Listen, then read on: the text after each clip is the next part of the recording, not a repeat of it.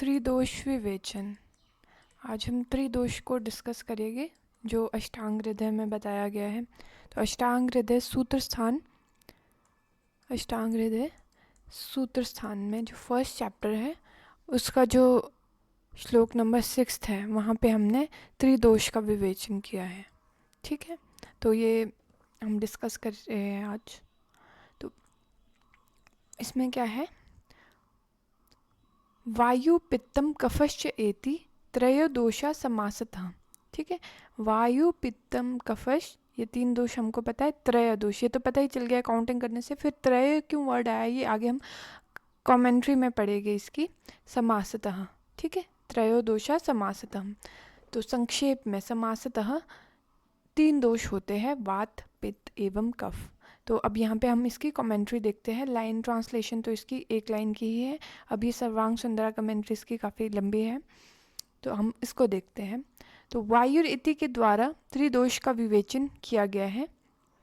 ठीक है, और च का प्रयोग समुच्चय के अर्थ में हुआ है। ठीक है, च का प्रयोग समुच्चय के अर्थ में हुआ है, अर्थात कफ दोष को लेकर। तो वायु पित्तम कफश्च एति, कफ के बाद च आया ना, तो कफ को इंक्लूड करके यहाँ पे 3 दोष है। इति अनेन, इस प्रकार से, संक्षेपात, संक्षेप में, या समासात यहाँ पे दिया है, समासात संक्षेप में वात पित्त और कफ को जोड़कर 3 दोष होते हैं। ठीक है, फिर यहाँ पे बताया गया है, ननु प्रस्तुत्वाद इह धातु संज्ञा वाताद्यो निर्देष्टुम न्याया न दोष संज्ञाया। तो यहाँ पे धातु संज्ञा होनी चाहिए, न कि दोष संज्ञा। ठीक है, अब तो यहाँ पे क्या लिखा है, इन्हीं वात आदि को धारण करने के कारण धातु संज्ञा देना न्यायोचित है, ना कि दोष। ये ऐसा उचित नहीं है, ऐसी शंका यहाँ पे बताते कि इनको यहाँ पे हमको दोष नहीं कहना चाहिए, धातु कहना चाहिए, क्योंकि ये शरीर को धारण करते हैं। बट ये शंका है यहाँ पे, लेकिन इसको एक्सप्लेन करते हुए बोलते हैं कि ऐसा ही उचित है, क्योंकि ये पहले रसादि धातुओं को दूषित करते हैं। यहाँ पे क्या एक्सप्लेन कर रहे हैं कि दोष कहना ही इनको उचित है, क्योंकि ये पहले क्या करते हैं, जो रस आदि धातु है उनको दूषित करते हैं और विकार उत्पन्न करने में समर्थ होते हैं। ठीक है, उनको दूषित करते हैं और विकार उत्पन्न करने में समर्थ होते हैं।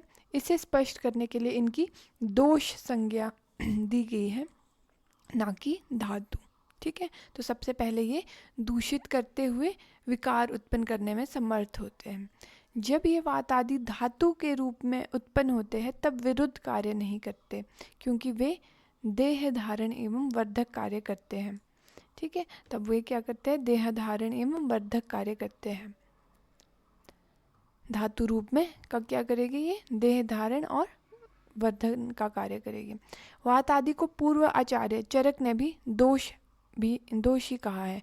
चरक आचार्य ने भी इनको दोषी कहा है, अर्थात इनकी संज्ञा चरक द्वारा भी दोष ही दी गई है। तो यहाँ पे क्या श्लोक आता है, वायु पित्तम कफश्च ओक्त शरीरो दोष संग्रह। चरक सूत्र स्थान फर्स्ट में ही आया है ये, श्लोक नंबर 57। और यहाँ पे हमने पढ़ा श्लोक नंबर 6 फर्स्ट चैप्टर में।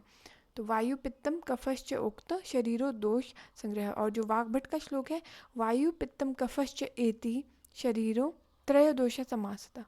वायु पित्तम कफश्च एति त्रयोदोषा समासता। और चरक का क्या श्लोक है, वायु पित्तम कफश्च उक्त शरीरो दोष संग्रह। शरीर वर्ड आया है यहाँ पे और दोष संग्रहित। और हमने वाग्भट में पढ़ा त्रयोदोषा समासता। तो दोष संग्रह को भी इन्होंने संक्षेप में ही बताया है। संग्रह को संक्षेप में बोला है, वात पित्त एवं कफ को शरीर दोष कहा गया है, शरीर दोष। और वहाँ पे हम मेन दोष ही बोल रहे हैं अष्टांग में।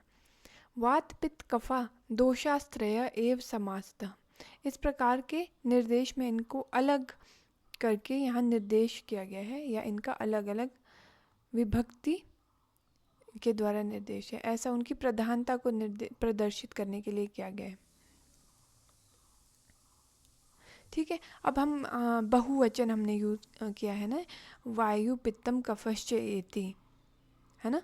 तो ये बहुवचन के प्रयोग से ही त्रित्व की हमको भाव की प्राप्ति हो जाती है कि ये 3 है। फिर भी सूत्र में त्रयो शब्द का यूज़ हुआ है, ये नियमार्थ हुआ है। नियमार्थ यानी निश्चय के लिए हुआ है कि निश्चय ही 3 ही दोष है, 4 नहीं या इससे अधिक नहीं या कम नहीं, तो 3 ही दोष है, इसीलिए नियमार्थ ये यूज़ हुआ है। दोष 3 ही है, चौथा नहीं। तंत्रांतर यानी जैसे सुश्रुत में चतुर्दोष को स्वीकार किया गया है ना। अन्य शास्त्रों में रक्त को चतुर्दोष स्वीकार किया गया है, उसका यह अभिप्राय है। तो वहाँ पे क्यों उसको चतुर्दोष स्वीकार किया गया है? जिस प्रकार दोषों के स्थान, लक्षण, कार्य, विकार, तो इन चारों के बेसिस पे, किसके बेसिस पे? स्थान, लक्षण, कार्य, विकार, उनसे उत्पन्न होने वाली व्याधियाँ एवं चिकित्सा आदि का उपदेश किया गया है। ठीक है, और चिकित्सा, स्थान क्या है दोष का, लक्षण क्या है, कार्य क्या है, विकार क्या उत्पन्न करता है और उनकी चिकित्सा क्या है, आदि का उपदेश क्या है। वैसे ही रक्त के बारे में भी बताया गया है, उसके भी स्थान के बारे में बताया गया है, लक्षण के बारे में, कार्य के बारे में, विकार के बारे में और चिकित्सा के बारे में बताया गया है। जैसे स्थान के बारे में क्या बताया गया है रक्त के, तो यहाँ पे हम रक्त को भी एक्सप्लेन कर रहे हैं थोड़ी कि ये 4th दोष जैसे तंत्र अंतर में स्वीकार किया गया है, तो इसको यहाँ पे थोड़ा एक्सप्लेन किया गया है। जैसे स्थान, रक्त सर्व शरीर में व्याप्त होते हुए भी यकृत और प्लीहा उसके स्थान है। सारे शरीर में व्याप्त है ना, डिस्ट्रीब्यूटेड सारे शरीर में है, लेकिन उसका मेन स्थान कहाँ है? यकृत और प्लीहा है। ठीक है, और इसके लक्षण कैसे होते हैं? जैसे पद्म, इंद्रगोप, तप्त स्वर्ण आदि के समान, जैसे बताया गया ना, शुद्ध स्वर रक्त के क्या स्वरूप? पद्मालक्तक सन्निभम, है ना। पद्म, इंद्रगोप एवं तप्त स्वर्ण के आदि के समान बताया गया है। तपनींद्रिय गोपाभम पद्मालक्तक सन्निभम। ठीक है, ये तप्त स्वर्ण के और पद्म और इंद्रगोप आदि के समान बताया गया है। और कार्य क्या होता है? शरीर की उत्पत्ति एवं धारण करता है रक्त, तो यहाँ पे इसके कार्य बताया गया है, उत्पत्ति एवं धारण। और विकार क्या होते हैं? रक्त विकार में आ जाते हैं, जैसे स्किन डिसऑर्डर्स आते हैं, विसर्प, प्लीहा आदि ये आ जाते हैं, एट्सेट्रा और भी आते हैं। चिकित्सा में इसका सीरावेद आदि कर्म बताए गए हैं। ठीक है, तो इसका यही भाव है, अर्थात चतुर्थ दोष मानने का यही कारण है। इसी कारण से चतुर्थ दोष मानते हैं, क्योंकि उसके भी क्या क्या होते हैं? स्थान होता है, लक्षण होता है, कार्य होता है ना, और विकार होता है और चिकित्सा होती है। ये 5 चीज़ें इसमें भी होती है, इसलिए इसको भी दोष मानने का यही कारण है। फिर नेक्स्ट है इसमें कि वाताद्यो ही यस्य दूष्यस्य सतः कथम दोषत्वं कर्तुम पारयन्ति। वात आदि दोष इन दूष्यों को कैसे दूषित करके दोष संज्ञा प्राप्त करते हैं। ठीक है, ये यहाँ पे क्वेश्चन है कि इनकी दोष संज्ञा कैसे होती है, ये जब दूष्य को दूषित करके कैसे इनकी दोष संज्ञा होती है। तो यहाँ पे इसको एक्सप्लेन किया है, यत प्रधान्याद अनुअर्थानाम त्वाच वातादीनाम एव दोषत्वम न रसादीनाम। ठीक है, वात आदि को, जैसे वात पित्त कफ को दोषत्व बोला है, ना कि रस आदि धातु को। फिर प्रधान होने एवं अनुअर्थ शाब्दिक उत्पत्ति के कारण वात आदि की ही दोष संज्ञा है, ना कि रस आदि की। ठीक है, तो रस आदि की दूष्य संज्ञा होगी, ना कि दोष। तो प्रधान होने से और अनुअर्थ शाब्दिक व्युत्पत्ति के कारण, 2 रीजन है इसके। एक तो प्रधान है ये वात आदि, और दूसरा अनुअर्थ यानी शाब्दिक व्युत्पत्ति के कारण वात आदि को ही दोष संज्ञा है, ना कि रस आदि की। फिर उसके बाद वात आदि स्वतंत्र होने से प्रधान कहे गए हैं। ठीक है, स्वतंत्र होते हैं, इंडिपेंडेंट होते हैं, इसीलिए इनको प्रधान क्यों कहा गया है? क्योंकि ये इंडिपेंडेंट है, स्वतंत्र है, इसीलिए ये प्रधान है। फिर दूष्यंती इति दोषा, तो ये हमारे पास इम्पोर्टेंट श्लोक रहता है कि ये दूष्यंती इति दोषा, ये तेषाम च अनुगतार्थ संज्ञा प्रवृत्ता, दूषित करने के कारण इनको दोष कहा जाता है। क्यों कहा जाता है? क्योंकि ये दूषित करते हैं, दूषित करने के कारण दोष कहा जाता है। इस प्रयोजन की सिद्धि उनके द्वारा, वात आदि के द्वारा ही होने के कारण उन्हें दोष कहा जाता है। ठीक है, तो दूष्यंती इति दोषा या इति दोषा। ठीक है, फिर उसके बाद रस आदि परतंत्र पर आश्रित होने से अप्रधान है, वे वात आदि के द्वारा दूषित होते हैं। ठीक है, जो अब धातु ये बात हम जो करते हैं ये कैसी है, रस आदि परतंत्र है, ये इंडिपेंडेंट नहीं है, ये डिपेंडेंट है। और ये क्या है, इंडिपेंडेंट, इंडिपेंडेंट है, और ये है डिपेंडेंट, परतंत्र, पराश्रित होने से अप्रधान है। ठीक है, तो यहाँ पे रस रक्त आदि को क्या बताया गया है, अप्रधान, जो दूष्य है वो अप्रधान है। वे वात आदि के द्वारा दूषित होते हैं, इसलिए दूष्य इनको कहते हैं। ठीक है, तो यहाँ पे क्या बताया गया है, ये वात आदि के द्वारा दूषित होते हैं इसलिए इन्हें दूष्य कहते हैं। इसलिए रक्त दूष्य है ना कि दोष। तो रक्त क्या है, दूष्य है ना कि दोष। ये इम्पोर्टेंट पॉइंट है यहाँ पे, क्योंकि ये इन पे आश्रित रहता है। पर तंत्र पर आश्रित होने से अप्रधान है, और रक्त में भी यही आ जाता है। जब वात आदि भी एक दूसरे के द्वारा दूषित होते हैं तब उनकी भी संज्ञा दूष्य होनी चाहिए। ठीक है, अब ये बोलते हैं कि अब जैसे वात कफ को दूषित कर रहा है, पित्त को दूषित कर रहा है, तो उनकी भी दूष्य होनी चाहिए संज्ञा। पित्त के द्वारा कफ की दुष्टि होती है, यह दिखाई देता है। यथा पांडु रोग निदान में यह कहा भी गया है, जैसे पित्त प्रधाना कुपिता यथोक्ते कोपनिर्मला तत्र अनिलेन बलिना क्षिप्तम पित्तम हृदि स्थितम धमनी दर्शः संप्राप्य व्याप्नुवत्स कलां तनु श्लेष्म त्वक रक्तमासानि प्रदूष्य अंतरम आश्रितम। अष्टांग हृदय निदान स्थान में 13th चैप्टर में फर्स्ट 2 श्लोक है, उसमें यह बताया गया कि पांडु के बारे में यहाँ पे बताया कि अपने कारणों के सेवन से प्रकुपित होते हुए पित्त प्रधान वात आदि दोष हृदय में स्थित पित्त को बाहर निकालकर 10 धमनियों में पहुंचकर संपूर्ण शरीर में प्रसरित होता है, अथवा त्वचा व मांस के बीच आश्रित होकर वहां रहने वाले कफ, त्वक, रक्त, मांस को दूषित करता है। इस प्रकार यहाँ पांडु रोग में पित्त द्वारा श्लेष्म की दुष्टि होती है। वैसे ही श्लेष्मा की तरह रक्त को दोषत्व के प्रकरण को जो लोग स्वीकार करते हैं उनका निराकरण इस प्रकार किया गया है। ठीक है, तो ये यहाँ पे बताया गया है, पांडु का यहाँ पे एग्जाम्पल दिया गया है। फिर विषम उपन्यास, इस विषय का स्पष्टीकरण कठिन है। वात आदि सर्वदा ही रस आदि को दूषित करते हैं, जबकि रस आदि कभी भी वात आदि को दूषित नहीं करते। ठीक है, कभी भी ये जो रस आदि दूष्य है वात आदि को दूषित नहीं करते। वात आदि स्वयं के बीच में कभी कभी दूषित होते हैं। ठीक है, अब ये यहाँ पे कभी कभी होते हैं दूषित, जैसे वात ने कफ को कर दिया, कफ ने वात को, तो ये कभी कभी होते हैं। और रस आदि को तो सर्वदा ही करते हैं।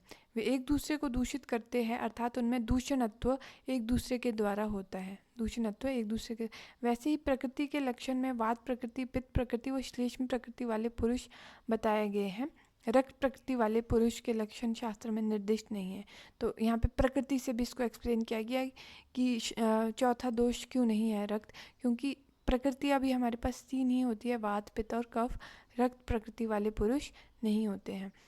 शास्त्र में या तंत्रकार द्वारा वात आदि की विशेषता से युक्त ज्वर आदि व्याधियों का विशेष विवेचन ही किया गया है। वात आदि की विशेषता से युक्त ज्वर आदि व्याधियों का विशेष विवेचन ही किया गया है, यथा वात ज्वर। ठीक है, फिर यहाँ पे वात प्रकृति के बारे में, अब ज्वर के बारे में कि वात ज्वर होता है, पित्त ज्वर होता है, कफ ज्वर।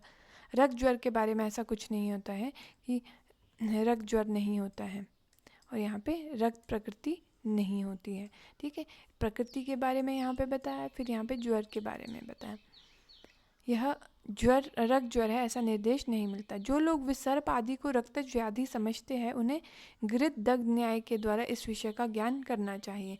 ठीक है, विसर्प को हमने रक्त व्याधि नहीं समझना है, इसलिए उन्हें घृत दग्ध न्याय के द्वारा इस विषय का ज्ञान करना है। जैसे एक्सप्लेन किया है यहाँ पे घृत दग्ध न्याय को, यथा घृतस्य अंतर हितेन अग्नि दग्धो घृत दग्ध इति उच्यते। जिस प्रकार घृत में अंतर्हित विद्यमान अग्नि द्वारा जलना दग्ध होना घृत दग्ध कहलाता है। कि घी में वैसे तो अंदर ही उसमें इंटरनल हीट होती है, उसके द्वारा दग्ध होना घृत दग्ध कहलाता है।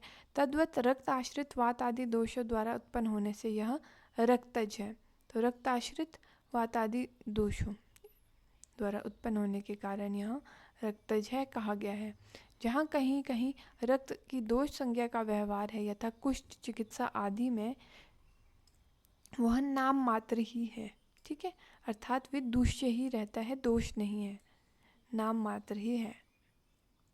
तो घृत दग्ध न्याय भी हमने यहाँ पे देखा कि उसकी इंटरनल हीट के कारण दग्ध होता है। तद्वत रक्त आश्रित वात आदि दोषों के द्वारा उत्पन्न होने से यह रक्तज है। फिर उसके बाद यहाँ पे उन प्रकरणों में उनका दूष्यत्व भाव ही है, उसी प्रकार पुरुष आदि की भी संज्ञा दोष ही दी गई है, जो कि नाम मात्र है। ठीक है, ये नाम मात्र ही है, पुरुष भी दोष नहीं होते हैं। शास्त्र में व्यवहारात पुरुष आदि की भी संज्ञा दोष है ऐसा दिखाई देता है। यथा ना घृतम बहुदोषाय देयम यत् न विरेचनम तेन दोषो ही उपस्तब्ध त्वग रक्त पिशितम पचेत। अष्टांग हृदय चिकित्सा स्थान 18 का 38 श्लोक है।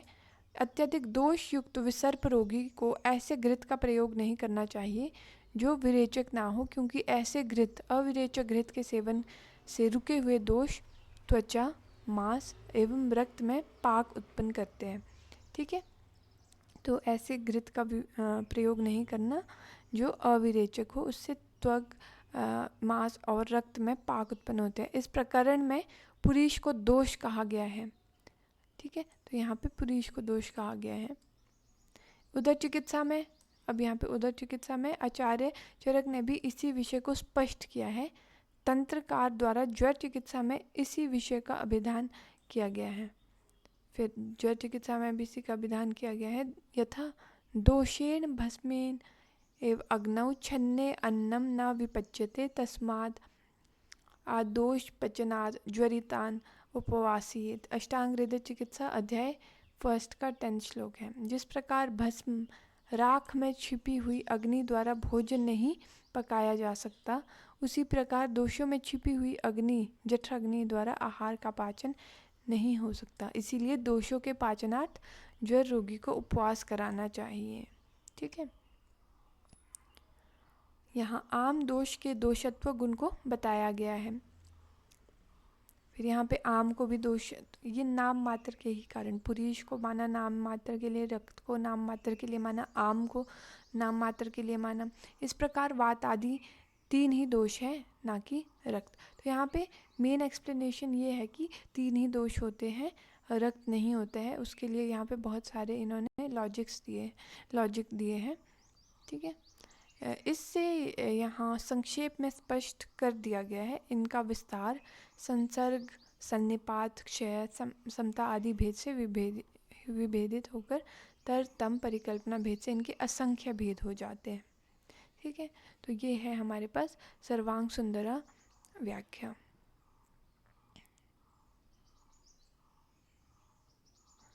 और आयुर्वेद रसायन में ज़्यादा कुछ नहीं दिया गया है।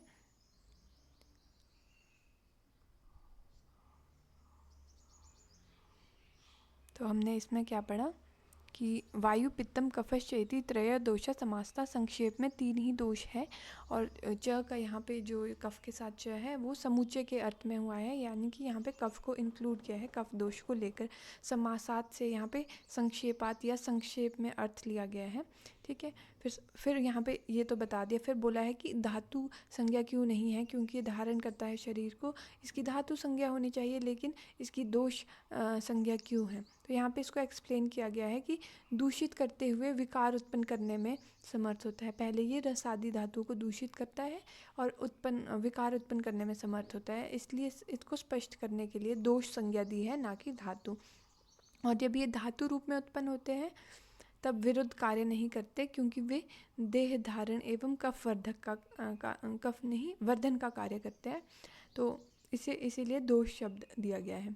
फिर उसमें चरक ने भी यही बताया कि वायु पित्तम कफशोक्त शरीरो दोष संग्रह 3 ही दोष होते हैं। फिर उसमें और एक चीज़ बताई है कि त्रय शब्द क्यों आया है, बहुवचन से ही इनका 3 का भाव उत्पन्न हो जाता है, तो त्रय शब्द इसीलिए नियमार्थ या निश्चय करने के लिए यहाँ पे त्रय शब्द का यूज़ हुआ है। फिर अन्य शास्त्रों में बोला है कि पहले तो बताया कि ये धातु संज्ञा होनी चाहिए, उसको एक्सप्लेन किया।